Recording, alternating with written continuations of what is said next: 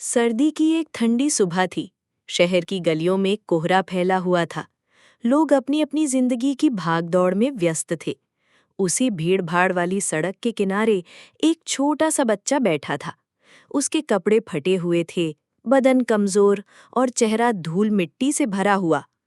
आंखों में मासूमियत तो थी, लेकिन साथ ही गहरी भूख और लाचारी भी झलक रही थी। कभी वो राह चलते लोगों की तरफ देखता, कभी अपने पेट को सहलाता।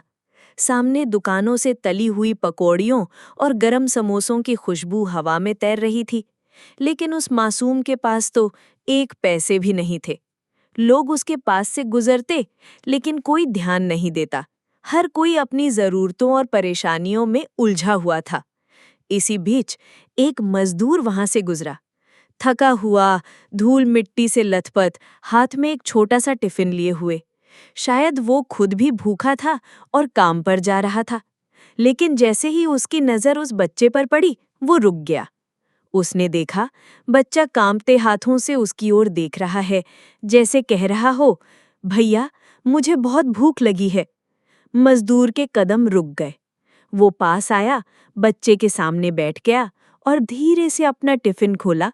अंदर बस एक ही सूखी रोटी रखी थी, जो उसने अपने लिए रखी थी। पल भर को वो रुका, सोचा अगर ये रोटी दे दी तो खुद भूखा रहना पड़ेगा। लेकिन अगले ही पल उसने बिना सोचे रोटी बच्चे के हाथ में रख दी। बच्चे की आंखों में चमक आ गई। उसने रोटी ऐसे थामी जैसे कोई अनमोल खजाना मिल गया हो। वो जल्दी जल्दी खाने लगा। हर निवाले के साथ उसकी आंखों में खुशी उतर रही थी। और मजदूर, वो बस मुस्कुराकर उसे देख रहा था।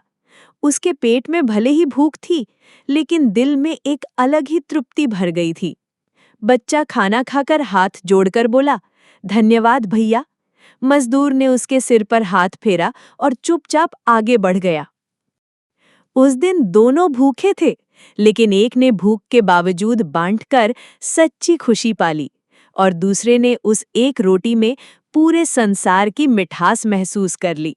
दोस्तों, सच्चाई यही है, असली खुशी लेने में नहीं, देने में है।